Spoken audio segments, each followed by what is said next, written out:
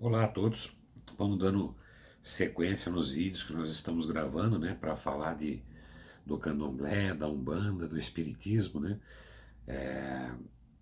Nesse vídeo de hoje nós vamos falar sobre Obá, Iemanjá e Nanã, tá bom? Mais uma vez eu lembro, estou passando para vocês o conhecimento do candomblé, tudo aquilo que o candomblé cultua como conhecimento, né? Lembrando sempre que isso traz toda a parte folclórica do candomblé, tá bom? Vamos falar primeiro de Obá. Obá é uma orixá guerreira, uma orixá de grande força física, espiritual, tá? É temida por todos os orixás. Acredita-se que ela poderia vencer qualquer um, desde que fosse dentro de uma batalha justa, né? Obá é a representação da força feminina em todos os seus sentidos, tá?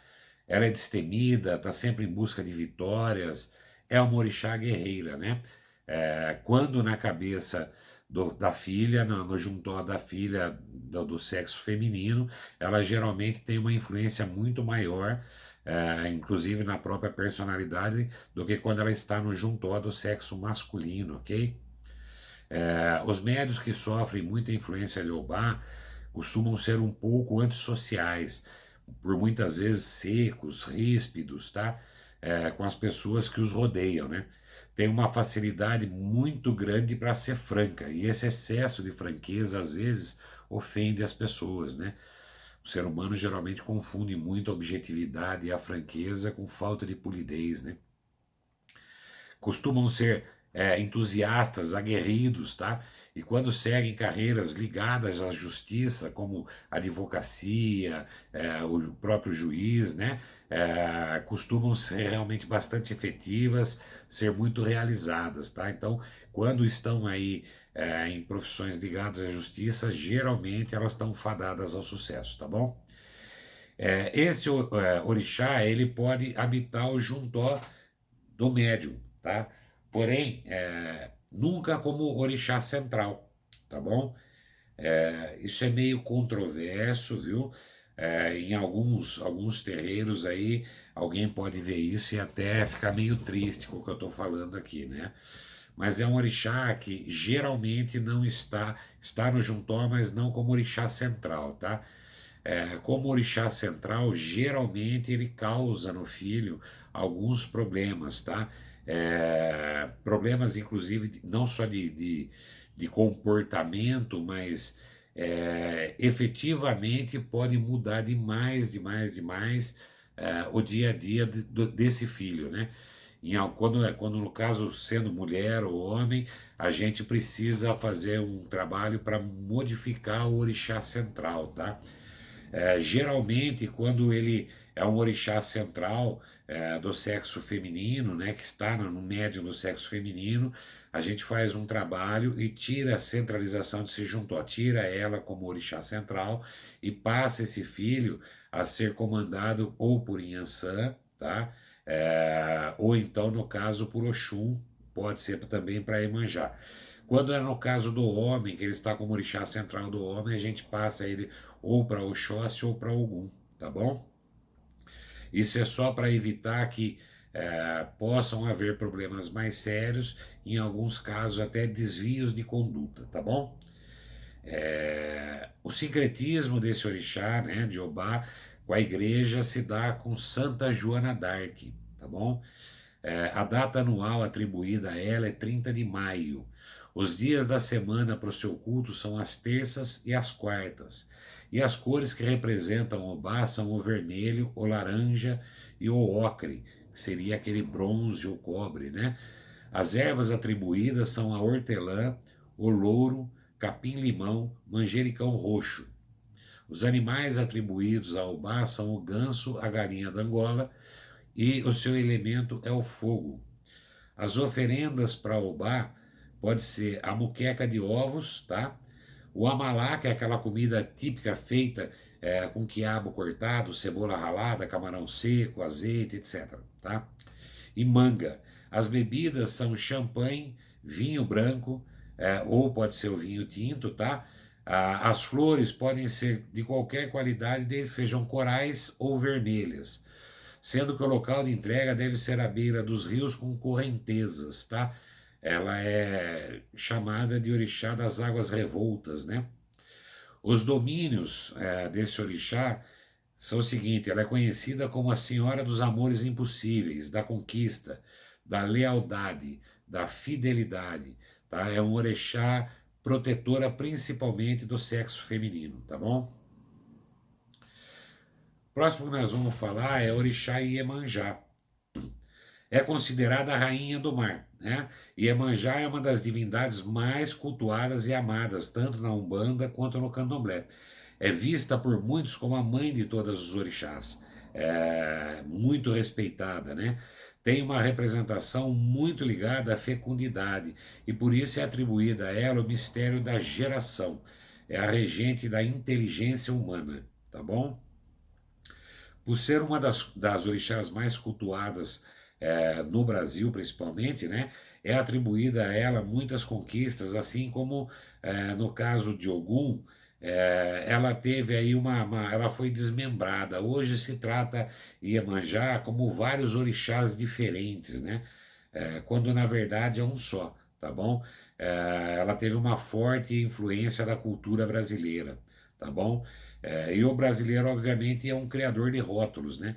Então, Iemanjá é conhecida também como Iemanjá Assagba ou Sobá, Iemanjá Acurá, Iemanjá Iaodô, Iemanjá Maileio, Iemanjá Sessu, Iemanjá Oloxá e Iemanjá Macê. Em muitas regiões do Brasil, todos esses orixás são tratados como orixás distintos, são Iemanjás que são orixás distintos, assim como é o caso de Ogum, né, que tem Ogum da Mata, Ogum Delei, Ogum Cherokee, enfim, tá?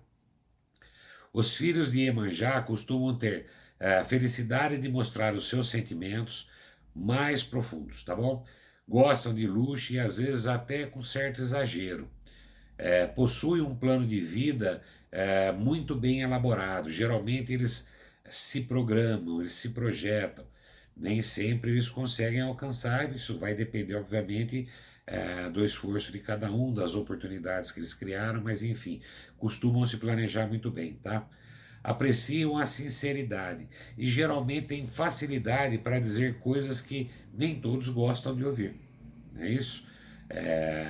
Afinal, todos nós, seres humanos, temos uma certa dificuldade em ouvir aquilo que não nos agrada ou aquilo que nós não concordamos, né? Mas o filho de Iemanjá tem essa facilidade, ele costuma ser bastante direto, bastante objetivo também, tá? São protetores e estão sempre dispostos a ajudar, tá? Agarram seus problemas como se seus problemas fossem deles, trazem para si a necessidade de procurar uma solução, né? Ou seja, são realmente bastante solícitos, né? Na grande maioria das vezes, até com excesso de altruísmo, ou seja, se preocupam mais com os outros do que consigo mesmo, tá bom? Possui um grande sentimento fraternal. Isso realmente é amor ao próximo, é fraternidade pura, né? Os filhos regidos por Iemanjá têm muita paciência e controle emocional, tá? Isso, obviamente, é geralmente, né? Nada no mundo é generalizável, né? Porém, tem suas atitudes sempre levando em consideração o emocional, né? Costumam também ter uma forte tendência a estados depressivos. Exatamente por trabalharem mais o emocional, os filhos de Iemanjá têm uma facilidade muito grande para entrar em estados depressivos, tá bom? Então, há de se tomar cuidado com isso, né? O seu sincretismo na igreja se dá com a Virgem Maria, com a Nossa Senhora dos Navegantes e Nossa Senhora de Fátima. Eu aproveito esse gancho para lembrar que Nossa Senhora também é uma só, né? Nós temos vários nomes atribuídos a ela, Nossa Senhora Aparecida, Nossa Senhora dos Navegantes, Nossa Senhora de Fátima, porque depende muito do local onde ela foi vista, da circunstância em que alguém sentiu a presença de Nossa Senhora, mas é uma só, né? As datas anuais que se cultua Iemanjá são 2 de fevereiro, 15 de agosto e nas passagens de ano, né? Do dia 31 de dezembro para o dia 1º de janeiro, tá? Os dias da semana são as segundas, as sextas e os sábados. Os símbolos atribuídos a Iemanjá são o abebé é aquele espelho, né? Um abebé prateado, um espelhinho em forma de peixe. A lua, tá? E os peixes. As cores de Iemanjá são o azul cristal, o pérola e o verde mar. As ervas atribuídas a Iemanjá são a macieira, a arruda, o salgueiro, o musgo marinho, tá? Algas e unha de vaca, que também é uma erva, né? Os animais são o cisne, os peixes, os golfinhos e a baleia, a mãe de todos os mamíferos do mar, né? As oferendas para Iemanjá levam como bebida água de coco, champanhe, tá bom? As comidas podem ser o manjar, né, o doce manjar, o amalá branco, milho branco com leite condensado, o peixe do mar assado, tá bom? São as oferendas em comida. As flores que podem acompanhar pode ser a rosa ou qualquer outra flor branca. E o lugar correto para se arriar a oferenda de Iemanjá é sempre nas praias, nas enseadas ou em mar aberto, né? Costuma se entregar muito para Iemanjá também em mar aberto, toca-se aí para alto mar, né? Os domínios de Iemanjá, tá? Iemanjá é considerada a rainha dos orixás, viu? Senhora da purificação, da família, da harmonia, da saúde emocional. É a rainha de todas as águas do mundo, da maternidade, da fecundidade e também da gestação. Tá bom? Agora nós vamos falar um pouco de Orixá Nanã.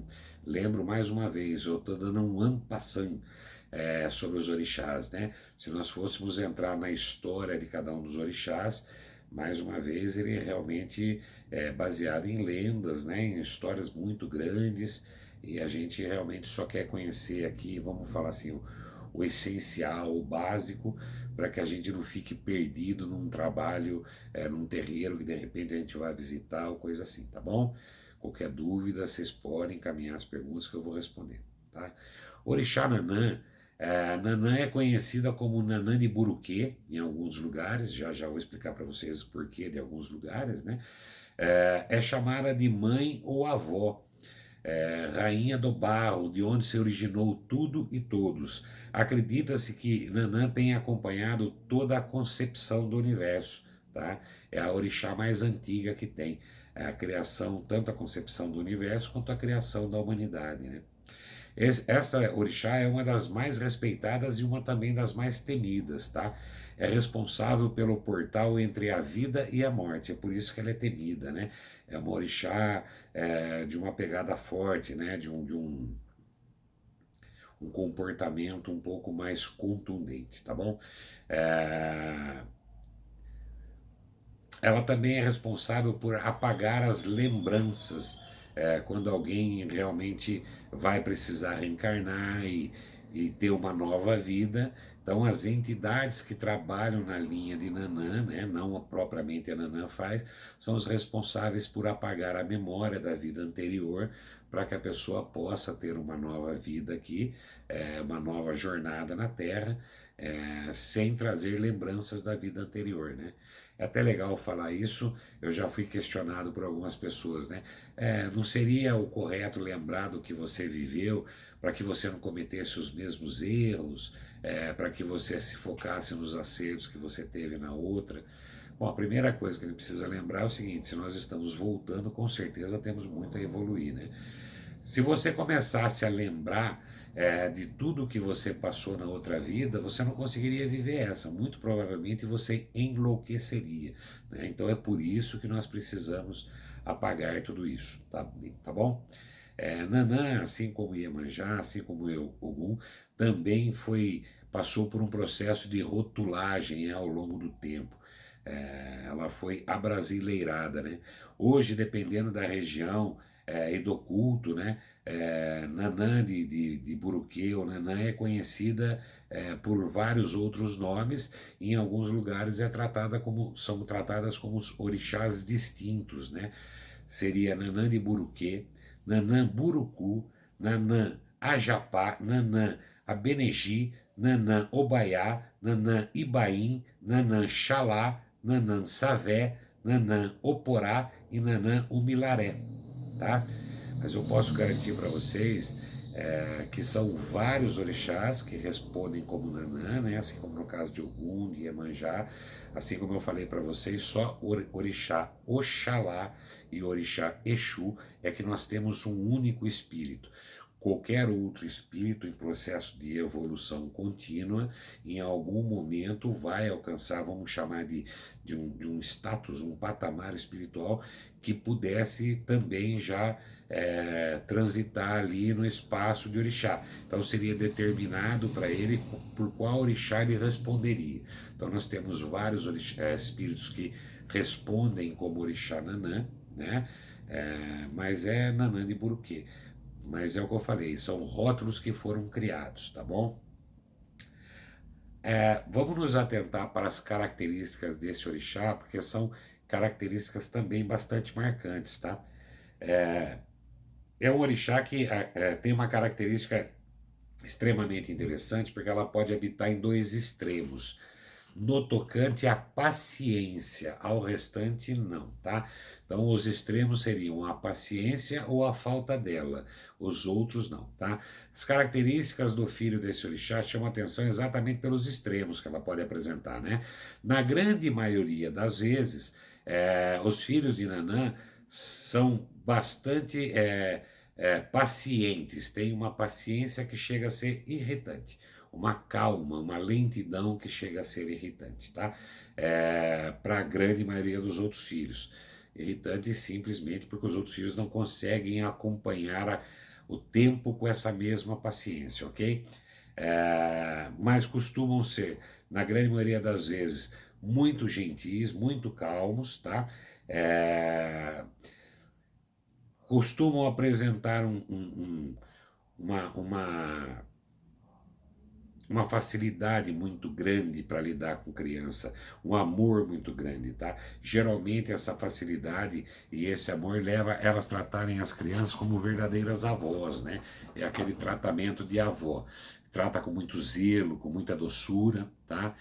Em alguns casos mais raros, os filhos de Nanã realmente não têm paciência nenhuma, são imediatistas, mas isso não faz com que eles percam ah, as outras aptidões, principalmente essa para lidar com crianças, tá? Os filhos de Nanã têm uma tendência muito grande a se apegar ao passado, tá? Eles não costumam planejar muito o futuro, tá? São saudosistas, né? Então eles se apegam bastante ao passado e quando muito, com muito treino, aprendem a viver o presente, tá bom? Só que assim, eles se apegam ao passado e ficam remoendo algumas coisas, se esquecendo do fato de que já passou, né? E remoer o passado, muitas vezes, faz com que você venha guardar um certo rancor, né? Que fique claro que rancor não tem nada a ver com vingança, é só aquele mal-estar, aquela sensação ruim de alguma coisa que você passou, aquela sensação ruim que você tem de estar perto de alguma pessoa que vivenciou com você aquilo. Tá? Não tem nada a ver com vingança, né? Mas acabam se tornando ranzinzas, teimosos, tá? Ainda assim, são pessoas extremamente justas, mesmo com essa, sendo ranzinza, com essa teimosia, elas se mantêm justas e sábias, tá? Costumam refletir muito sobre as atitudes que precisam tomar. Amam fervorosamente suas famílias, né? Seus filhos, a pessoa com quem ela vive, mesmo que às vezes essa convivência se torne um pouco insuportável pela teimosia, por tudo. Mas o amor que ele tem, que os filhos de Nanã têm pela família são incontestáveis, tá? Não são vingativos, né, como eu falei, e eles têm uma facilidade para, mesmo sendo bastante impetuosos, dominar essa impetuosidade exatamente pelo autocontrole, pela paciência que tem, tá bom? O hábito de remoer o passado, de ficar se apegando a isso e criando um certo rancor, né, sobre a situação, sobre os acontecimentos ou sobre algumas pessoas, geralmente rendem aos filhos de Nanã alguns problemas de saúde, tá? Até porque por ser filho de Nanã já tem essa facilidade para apresentar, tá? Os problemas geralmente se apegam muito, são muito direcionados às articulações, né? Dores nevrálgicas, dores em ossos, problemas renais e problemas coronários, tá?